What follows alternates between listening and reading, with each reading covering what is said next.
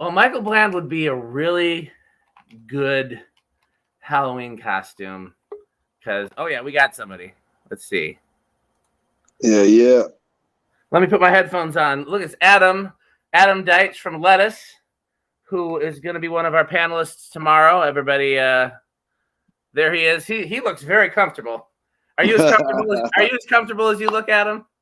I sure am. Can you hear me? I can hear you, and I in the comments, let me know if you can hear Adam. So we actually have a question on the board right now from my wife, and she says, Michael Bland is the only drummer you can dress up as for Halloween. True or false? What do you think? Is there anybody else that's instantly recognizable? I mean, if I could do Dennis, man.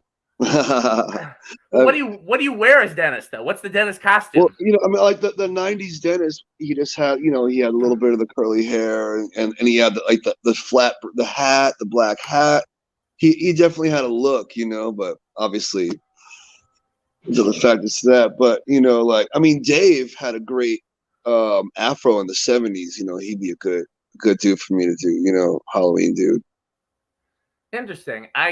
I can only picture Dave recently. I need to go back and look at some pictures because he had like curly hair, and he had a really great mustache back in the day. I remember. I can picture the Dennis look you're talking about. So, but I think Nia's got a good point though, because with Michael, like it's super distinctive. Either you do the moo and the KFC bucket of chicken hat, yeah, or you do the overalls, and some fancy glasses. Yeah. And anybody who knows drummers would immediately know. Totally. The hat would give it away for sure. So you excited about tomorrow, Adam? Extremely excited. Extremely excited. I'm just on tour, like just been going back and forth and, flying a lot and missing sleep. I missed like 2 days of sleep. And I'm just trying to catch up on these days off before I hit the road. We start again on Wednesday and just go for 20 days straight, pretty much. So are you home now, or are you still on the road? No, we're on the road. We just started, and to start the tour was like a giant crisscross of flights between Break Science and Lettuce, and back and forth from Philly to Charleston, and all this craziness. So I missed about 2 days of sleep. And I'm 45 right now, and it's not easy to can't miss sleep like you used to. I can't do it like I used to. It takes like 2 or 3 days of catching up and naps to get back to even some semblance of normalcy. So it's funny because I was just talking. Jeremy Tapero is in the comments. Tapero, I keep saying his name wrong, and Michael's going to get me for that. Who is the bass player for Soul Asylum as well as Michael's regular engineer. And he, they've been out twice. I think since the pandemic started. We were just talking about the complexities of touring right now, and so I was talking about, I've only done one out of town trip since the pandemic, and I don't know if a lot of our viewers and listeners know I was one of the first serious COVID patients in Wisconsin. I got really, really sick. I didn't know that. I'm so sorry, man. I was in a coma for 2 weeks and on life support and in the ICU for a month. And did you get the tube, the air tube? Yeah, I was intubated. I was on a ventilator. Oh my God, vented. Oh. So I have permanent heart and lung damage now. And wow. So everything's a lot harder now. And so I've only traveled once since the pandemic. It was earlier this year. It was coincidentally to Minneapolis with some other great, music people that I work with in Minneapolis. And then during my downtime, me and Michael did stuff. And it was hard because I now, like, with all the health stuff, I have to rest. If I don't rest, I can't function. And as you know, and you are demonstrating right now from your comfortable looking pillow, like traveling is there's so much about touring where you don't get a chance to rest. Yeah. You're only the hotel room is really just a shower and change, and you sleep on the tour bus. Exactly, and that was the last night, and the tour bus bed is a hard rock, and like is nothing like your bed at home, and and this is a hotel room that luckily we have a day off today and tomorrow in a hotel, which is like super luxury because every night is tour bus. And I couldn't even sleep in the bus last night. I'm not used to it. It's been 2 years, Yeah. Um, But you're kind of so, segueing into answering DC's question. I just want to interject real quick, and then I'll let you take that question as a whole. Is just I just wanted to say I've been like, because of that, I've turned down every opportunity that's been out of town overnight since I got home from the hospital. I just like yeah, I can't, like, physically, the idea of not having right now, for everything that I do, I have to put a rest day in between. Like if I've got a gig or session or some other type of work, church service, whatever, I have to have a day in between that I take a break. But DC was asking, what is it like being on tour and being away from home? And I think you already started to answer that. So go ahead and take it away. Yeah, man, it's weird. I started to feel like, because when you're on the road, you're doing your Superman thing. When you're home, you're Clark Kent. And I was getting used to being Clark. I was getting into my normal life and cooking and hanging out and practicing my drums every day, in the house and writing tunes and playing a couple local things here and there and and just kind of settling into, teaching a lot. I was teaching every day. So being uprooted from that is crazy, but as soon as you hit the stage, you realize why you're doing it. But being away, it's weird, man. It's just weird. So I don't know if DC was asking about that in terms of like post-pandemic or just what touring life is like in general. I will say this about touring life in general, and then if Adam has more to say, back to him. The thing that first of all, I've done it, and to a degree, I love it. But I have learned that I love being able to be a musician from home more, especially now that people can send you session work and you can do it without leaving your house. And and between that and as most of our viewers know, I have a day job as music director at a fairly large church with a decent budget, and I love that. That's great.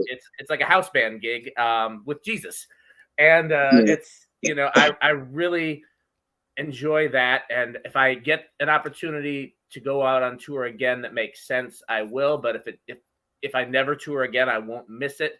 What I like about it is that for the most part, every night you play the same thing. I mean, the song list might change, but for the most part, you're pretty consistent. You're playing with the same people. You're playing with the same artist, same material.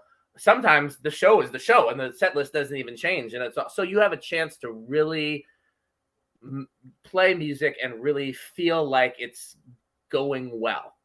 Because the thing about a lot of stuff that you do at home, and the thing about my church gig even, is that you're playing different stuff every week. You barely have a chance to lock it in.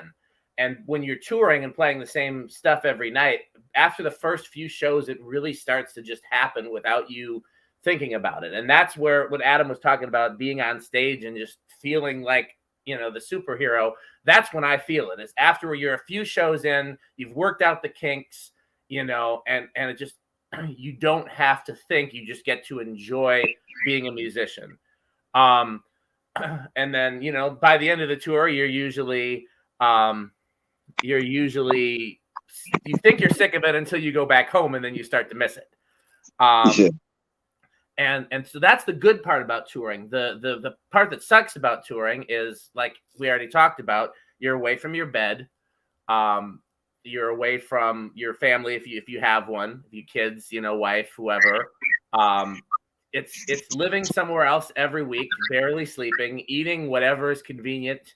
I think there's a lot of misconception from musicians that have never toured, like, oh, you're just going out and seeing the sights and eating at the best restaurants, and it's like being a tourist, but you get to play music. And on rare occasion it's like that, but most of the time, if you've ever seen that meme that says, you know, what's it like being on the road? And there's a picture of a truck stop, a tour bus, a mediocre hotel, and like a McDonald's or Wendy's or something like that. And for the most part, that's what it's like. You know, you don't, you see the inside of the venue, you see the hotel briefly. You see the back of the venue. I sometimes you never see the front of the venue ever. That's true. Yeah. Go ahead. Oh, Jay, you just see the parking lot in the back, and you see the stage, and maybe a little green room if you're lucky, and that's it. You know, I'm just lucky that I have this unique situation with Lettuce where we can go out there and, you know, kind of have a lot of improv, and every night's like a totally enjoyable situation with my best friends from college. And you know, that's the fun part of this gig. Like I've done like Average White Band in Schofield where it was basically, you know, of course Sco had a lot of, you know, improv in it, but it was his band and his rules, and AWB was those guys' rules, and you know, Wyclef, you know, and Lauryn Hill, there's their rule. But like with Lettuce, it's kind of like, it's, you know, the kids are in charge, you know, you know, we can make it whatever we want to make it. And, you know, I have a microphone where I can talk to everybody and tell her, you know, say, let's do this. Let's go into Rick James, Mary Jane right now, you know, and like just shit like that, you know. So, which happened last night. The crowd went nuts. It was so fun. And, yeah, so I'm lucky to have this gig with this band, and we have fans in every city. So as much as the touring thing is the lack of sleep and the beds, like I got to do this. Like, what an opportunity, you know what I mean? It's just going out and playing for these, like, you know, thousands, you know, 1,500 people a night is just you know, it's just the right thing to do. Well, now you're starting to make me miss it, you know, although I think opportunities like that where you're getting to play with people that you've known for years and you get to kind of musically do what you want and you still somehow get an audience and make money at it. That's really, really rare. Like that's a, you know, most musicians that are lucky enough to tour don't have an opportunity like that. And my understanding is you kind of built that through, you know, hard work and great musicianship over the years. That's something you and your guys built yourselves.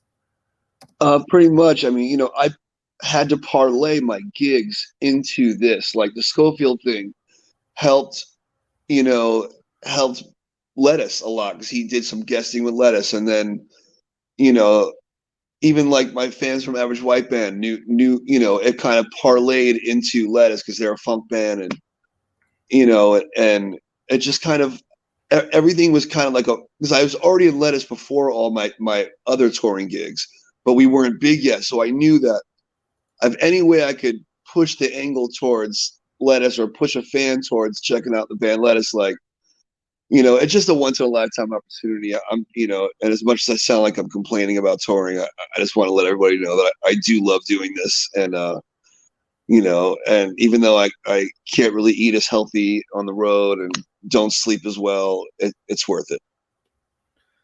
Well, like I said, you're selling me on the idea of going back out, because I mean it's just and it's not to say that you can't get it at home and you can't get it at local gigs or whatever, but you totally can. I mean, I was having a great time over the pandemic.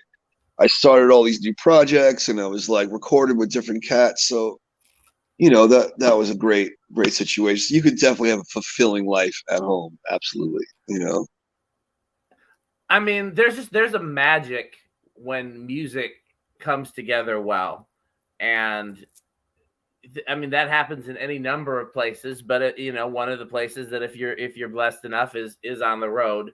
And so the other thing you're selling me on is I got to make sure I come see you guys. Are you guys playing anywhere in Wisconsin at all this tour? Let's check real quick.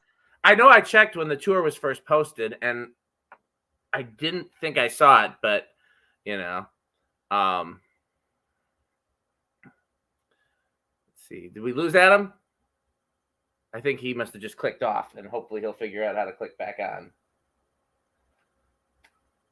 So I was bugging Jeremy to get on, even though he said he can't, because I think him and Adam would be a great conversation. But if he can't, he can't.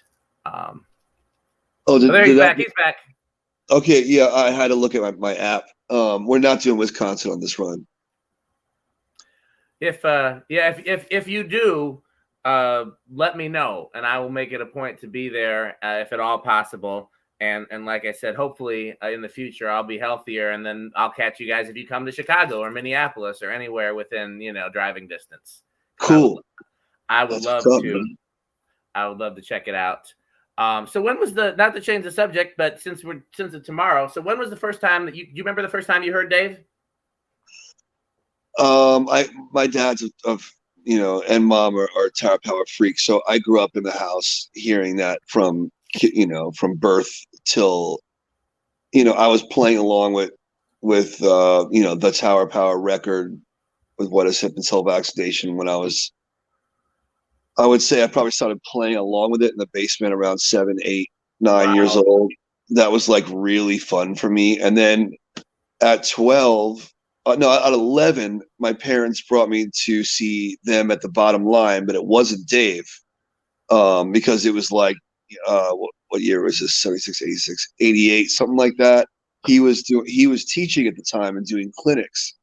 So I saw them without him, and I was kind of bummed, but they were great, but it just wasn't Dave, And then my dad's like finds out he's doing lessons locally in Nyack, New York, and he did one day of lessons where if you booked it for $45 for an hour, you could have an hour with Dave, and so at that point, and I recorded the whole lesson, and he did his whole inverted paradiddle and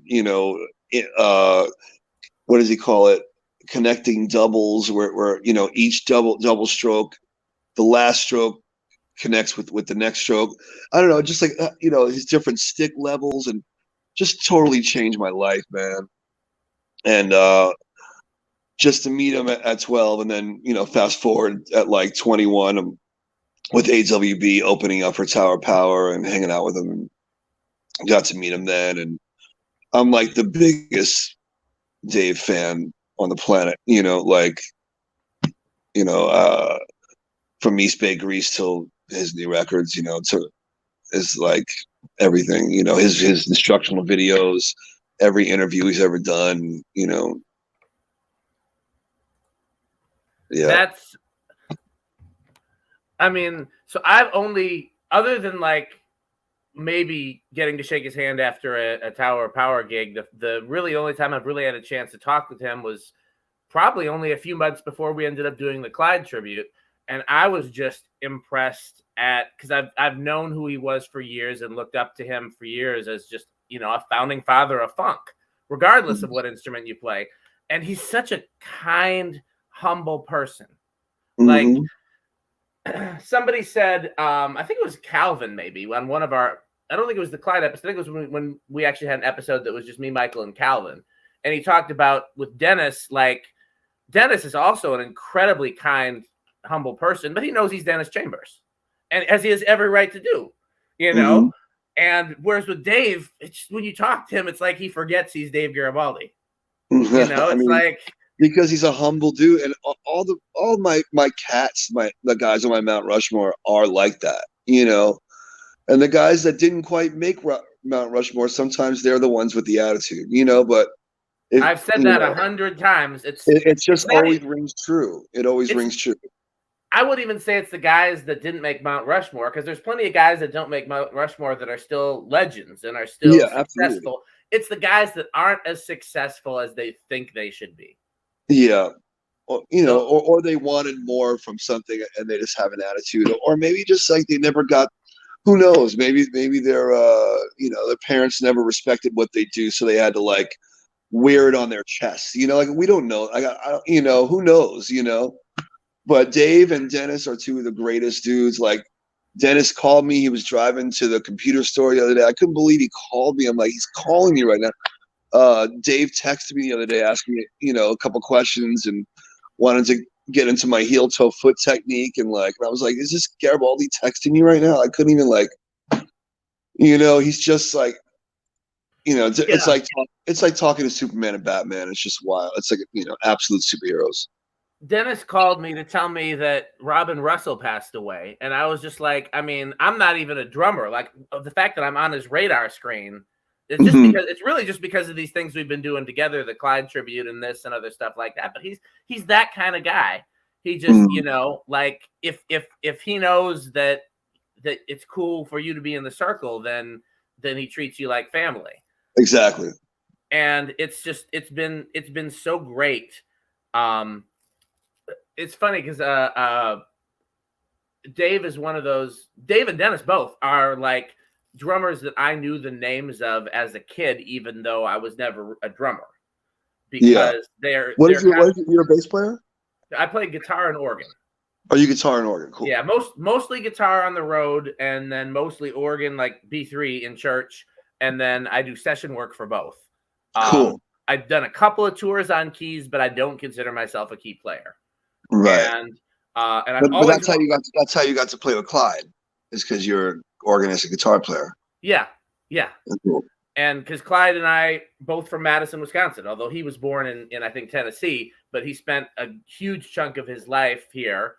And I was born here, moved away, and came back. So, but I spent my childhood here. So if you were playing in bars and clubs in Wisconsin in the 90s for sure, you couldn't do it without occasionally doing gigs with Clyde Stubblefield. Yeah, just because he was making his living. He was somebody that did not like to travel, and he did not like to play big venues. He preferred to play Mustang Sally in bars. And for real, that was Clyde's favorite song. And I think the reason why I think that was his favorite song is it was the first song that he learned to sing and play drums at the same time. Because when Clyde would play with his Clyde Stubblefield band, he was the lead singer and the drummer. I did not know that. Wow. I'm sure I've never seen a video of him singing. I would love to see that. Oh, if there's got to be one somewhere, and if it's not on YouTube, I'll ask Trevor's dad. You remember Trevor who did the who's working on the documentary? Mm-hmm. His father was Clyde's essential like drum protege. Like whenever Clyde couldn't make a gig, that was who he sent, and he very much sounds like Clyde. And so if anybody would have footage, if it's not online, I'm sure he would have some footage, and we'll make sure. Yeah, just send me that. I would love to hear his singing voice. Oh yeah, I mean he wasn't a singer, but you don't have to be like a singer to do. No, I know. I just want to hear it anyway. Oh, it was. It was.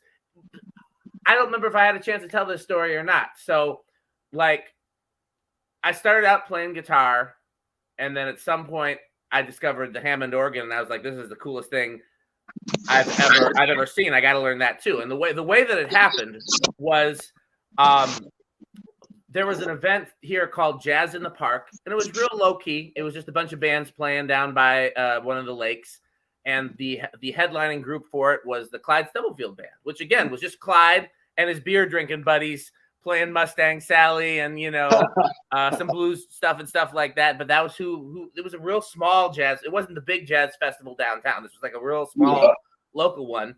And so, but it was walking distance from where I grew up, or biking distance. So my dad took me and some friends down there, and it was the first time I'd ever seen like rhythm and blues live in a like small enough where you can go up and be within touching distance of the instruments, And his keyboard player had a Leslie, had like a Roland VK7 into a Leslie, and I saw this spinning speaker on stage, and I was like, that's the coolest thing I've ever seen. So Clyde and his like, and that was kind of the deciding factor in me, both in terms of learning the organ as well as deciding that like rhythm and blues and funk was my genre. Mm-hmm. And so Clyde's little band with him singing, blues covers, okay, not great, not terrible, but okay, was really, really influential in my development as a musician. So cool. That's such a unique experience. I hope you appreciate that. Hey, like I said, it's funny because people around here, I think a lot of us, and I will put myself in this category a little bit at least. We didn't appreciate Clyde enough for being Clyde, because again, he's a guy that plays drums around town. Like, oh yeah, there's Clyde again. And it wasn't until he passed away, and then so many musicians from around the world started reaching out and being like, Clyde was such a big influence on me. I mean, we thought it was cool that he played with James Brown, but again, you'd see him. You wanted to play with Clyde, go down to the blues bar on Monday nights, and he's hosting an open jam. You can play with Clyde every week if you want to. Yeah, and it's kind of like how I got to see Jeff Tain Watts every Wednesday at Zinc Bar, and you think of the huge, influence Jeff Tain has had on drumming, and with all the stuff he did with Winton and Branford, but at To a New Yorker that goes out and every night, you get to see Jeff Tain Watts every Wednesday, and there he is, and he's at the bar having a drink, and you can talk to him, and so I could see how living next to and being around a drummer that's so worldwide, but yet he's just around, and it's kind of similar, The other thing with Clyde is, first of all, he would take any gig where he didn't have to put in a lot of effort. So if it wasn't going to be 20 rehearsals and it wasn't going to be, a big load in at a huge venue. I mean, that's just smart. That's just general intelligence, right? So you would see Clyde playing a polka gig. You would see Clyde playing a bluegrass gig. You would see him playing straight ahead jazz. But everything he did sounded like Clyde. Of course. Like he did. I mean, it wasn't to say that he couldn't play other genres, but I did a couple gospel gigs with him because that's just who they hired. And he would play them, and he would play the Clyde beats on gospel. And yeah. I remember being like, Clyde, that's not what the music needs. And so sometimes, I don't want to say that it was frustrating, but sometimes it was just be like, oh, there's Clyde again, because he was going to come up, he was going to show up and do Clyde. And so the sound that he had, it was easy to forget how iconic it was because he did it first. And now, if you think about it, every time that somebody first learns the drums and sits down at a drum set, a lot of the stuff that they do comes from him. But he did it first. Yeah. And so I think it was easy to forget sometimes just how okay, yeah, maybe that's not the right sound for this gig, but that's an amazing sound that changed drumming, and he invented it. Oh yeah. I mean, it's same thing with Elvin. Elvin, you couldn't call Elvin for a blues shuffle gig or a funk gig but Elvin's going to be Elvin, and it's very similar with Clyde. These certain guys, they have a sound, they have a beat, they have a feel, and that is what you get, and that's why they're legendary. We're of the the era that Steve Gadd ushered in and Harvey ushered in, where these guys that play every style, the Vinny, and they can play everything. Oh, your Latin gig, great. Well, reggae gig, got it. Rock gig, no problem. Pop gig, no problem. Fusion with chicory, no problem. So we kind of think that that's the way to be. But meanwhile, a lot of the Mount Rushmore guys, Elvin, Clyde, Jabo, they play their beat. They do what they do, and that's okay. Well, especially to do it first when you had nobody else to base it on. You're not hearing it from somebody else duplicating it because you're creating that. Yeah. And I kind of feel like that's a little bit true with Dave as well, because Dave sounds like Dave. Yeah. And I've never heard him play live, at least, with anybody other than Tower of Power. Have you? Except for his instructional videos where he put together a little quartet of this percussionist, Jesus somebody, but I haven't seen him with another band. I know he did Donna Summer or Denise Williams or something. Yeah, something. I didn't. I mean, there's probably footage out there, But Yeah, I wonder, but we'll ask him tomorrow about oh yeah, we gotta figure out what that was like, and but he created his own thing, and God bless him, and I can't wait to ask him. I got some good questions for him, so I'll be oh ready. yeah, oh yeah. It's amazing to me. And again, this is something I think is true with a lot of the guys we're talking about, and definitely true of Dave. I mean, he's still out there doing it. Oh yeah, he's I he's mean, it's unbelievable. he created the thing, and he's still out there doing it. He Like enjoys it. It's an institution, and he loves to learn. He loves to get better. He loves to reinvent his parts. He's like, oh, I don't play this tune like I don't play, Soul Vaccination like I did on the record. I've changed it throughout the years. It's altered it. He's always altering his parts and taking one little thing out and putting one little thing in, and it's fun for him to like continue this process. I mean, it's just amazing to me that like he still has I think the way that you put it is he's like, so Quincy Jones said you're only as old as your ability to accept and process new things. And Dave still has that thirst for music and that thirst to learn. You know, Yeah. there's a guy that I love to use as an example that you may or may not have heard of. I don't know how familiar you are with Corey Wong's band. But there's a guy on who plays keys with him named Kevin Gastonway, who plays in Michael's band, The Combo, and he's Okay. just a Yeah. real known cat around this area. A really phenomenal player. He used to teach at McNally School Yeah. of Music, and I met him. Yeah, I'm sure we hung out. I love Corey Wong and those boys. Yeah. I met him through Michael, and he came here and did a gig where my friend Todd, his band was opening up. And Todd's a great musician at a lot of things, but I think he himself would tell you that he's not on Kevin's level. And he's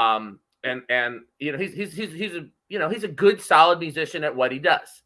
And whereas Kevin is one of these guys that's always just reaching and learning and trying to find the new things. So when Kevin's band came here and Todd's band opened up, Todd was really excited to meet Kevin because Kevin's amazing. But Kevin was equally excited to meet Todd because he's like, well, there's still going to be, there's something I can learn from him. This guy may not be able to do all the things that I can do, and he may not be, doing the type of gigs that I'm doing. But if he's good enough to play this gig, then there's something that he can do that I can't, and there's something that I can learn from him. Yeah, and Dave's one of those guys. Dave is a studier, and he likes to continually improve. Because once you think you know it all, you start to turn to dust. That's my theory. Like you start to just die off. And I think staying hungry for knowledge keeps you somehow alive in a way.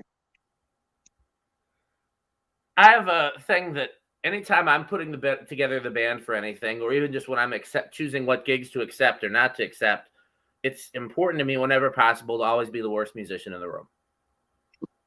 That too. Yeah, or be the most curious musician in the room. The guy that wants to learn everybody's voicings on. What's your voicing for that C-7? What's your how are you approaching this bass line? Like, what tone, what kind of bass you're using? Even that kind of stuff. I'm always asking questions like that. What are your settings on the B3 for this tune? That's I get into other people's instruments heavy, like, it just keeps it all, you keep learning and you understand what makes somebody tick, and that gives you a closer insight to the musicians you're playing with. A lot of drummers, they can't even tell you what kind of guitar their guitar player plays with at their local gig or on their band. I don't know. It's like you got to ask those questions. You got to know. And I see, like, people like Garibaldi being really curious about drumming and probably all the aspects. And I've watched them rehearse every day for a tour in Tower Power, like seeing how Emilio runs that band. It's like the army, it's like a basketball coach. Emilio is like, okay, guys, okay, let's take out Soul with a capital S. We're gonna try this new intro. We're gonna do this thing, and when we go to the bridge, we're gonna try this new hit and add a bar. And but like, and every day is like they're rehearsing for a show, and it's less of a okay, sound check's over, whatever. They really are working out arrangements every day, and it's refreshing. And I took a page out of that book, and I do that with Lettuce now, like we rehearse, we go through things, we try new things, and we debut it that night, One thing that Michael and I always talk about is, so both of us grew up, obviously in the Midwest, where there's snow and there's not a lot else to do. So if you were into music, you rehearsed. And Michael, obviously, he grew up in Prince camp. Like, he was a teenager when Prince hired him. So his very learning experience was the all day rehearsal and the next all day rehearsal, and you barely sleep. And whenever you're not actually on stage playing the gig, you're somewhere else playing. And so both of us had the same experience, which is going out to LA and being like, why don't you guys want to rehearse? Like, so you're telling me that rehearsal's over? We've only been here for 2 hours. Or like, the rehearsal scheduled for 3 hours, but you haven't gotten through all the material. And we're like, okay, rehearsal's over. And it's like, no, rehearsal's not over until it's right. And that's not everybody has that work ethic, but if you love music and you're serious about music and you're serious about giving your audience the best, if you believe it's a spiritual experience, until you've seen what rehearsal can do, you're not going to respect it. Like, I've seen rehearsal take a average band to like killers. I've seen 4-hour rehearsals a night for every day for 6 months, and what that does to a band. Like, and once you see that, it makes you want to rehearse. You want to get better. So I haven't had the privilege you've had of witnessing Tower of Power rehearse, but hearing that it's still like that doesn't surprise me. It's like that's how Emilio is, and Dave loves it, and Doc loves it. And the guys in the band love it. Roger loves it. Like, ask Roger tomorrow about their daily, like they tinker the arrangements and all that stuff. Like, they'll tell you, man, it's not a joke. Like, they're not going through the motions. Like, they're trying to kick everyone's butt, And they still do. And they still do. And they're these old guys, some of them in their 70s, are still out there on the road kicking ass. Ass and taking names, and like, and we're about to go on tour with them soon because we have the same management now. And okay. I'm gonna make sure that we rehearse before we go in there. You know what I mean? Is it gonna be like the Time and Prince, where everybody where it's almost like a competition on stage? Yeah, I mean, we're going in there to kick some butt, and show them that we're not just some dumb kids, So it's gonna be a fun tour, and I'm really excited about it. And I gotta come see that tour. It's gonna be a good one. I'm gonna be having dinner with Dave, and talking smack and having fun, and that's gonna be picking Emilio's brain, asking him about arranging for horns and how he likes to how he does it, and asking Doc think questions about stuff. I'm gonna be annoying the shit out of those guys basically, and it's gonna be great. Well, they should love it by now. They should be at the stage where they love being annoyed. I was going to say, I don't know if I have a chance to talk about this tomorrow or not. My first time seeing Tower of Power live was one of Roger's very first gigs with them. Oh, wow. I specifically remember that. It would have been in 1998, Rockford, Illinois, Riverfest. I would have been like 15, 16.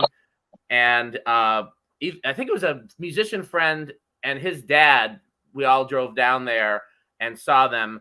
And I don't remember if Dave was on the gig. And I've been trying to figure out, because I think he joined back right around that time, but I don't remember exactly when, but I remember specifically speaking to Roger and speaking to Rocco.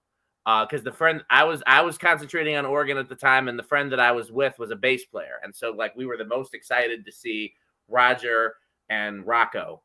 And I don't think Dave was. I've been really trying to rack my brain before tomorrow to remember if Dave was on the gig. I think that if he was, I would have made it a point to talk to him. So I'm pretty sure it was probably Herman Matthews, who I think was the drummer right before Dave came back. Yeah. They love Herman. Yeah, I love. I mean, he. There's a lot of people that don't like his sound with Tower of Power because he's very distinctly different. It was than different, Dave. and it was still cool. I loved it. It's different. The first Tower of Power record I ever heard was Sold Out, which I believe was him on drums. And it's again that era of their music is very distinctly different, but I like it and it still fits the sound, And I will see how much time we have to, I may not do a lot of talking tomorrow, but I would love to hear what Dave thinks of the sound that they developed. Because I'm sure when he approaches those songs, he approaches them totally different, Yeah, I mean, they probably got the gig, Herman and those guys, and because they didn't sound exactly like Dave. They weren't Dave clones. They had their own thing, and and Dave, I'm sure, appreciates that. Herman Matthews is a rock. He's a solid hitter. And hits hard, and so it's just different, and it gave the band, its own sound. But Dave is just so unique that when he came back, it was just it was just like the way it should be. Yeah, it was so exciting. He wrote the book. He wrote the book on that gig, so it's like name one drummer post Clyde from James Brown. Dennis, I guess, is about it. Right. Like, how long did Dennis play with JB? Like 1 gig, 2 gigs? Right. Yeah, you don't know Dennis. I mean, that's Dennis the thing Dennis from. Yeah, Dennis is P-Funk, but my point is, like, Clyde wrote the book, on that stuff, him and Javo. So yeah, it's all beautiful, and every guy's got his own thing to add to the legacy, and not a lot of people know my playing with Average White Band. I didn't know that until this chat, and I'm like, that's really cool. I didn't know that. Yeah, I got yelled at by Steve Ferroni. He came to a gig, and he was like, "That's not how I played the gig, Adam."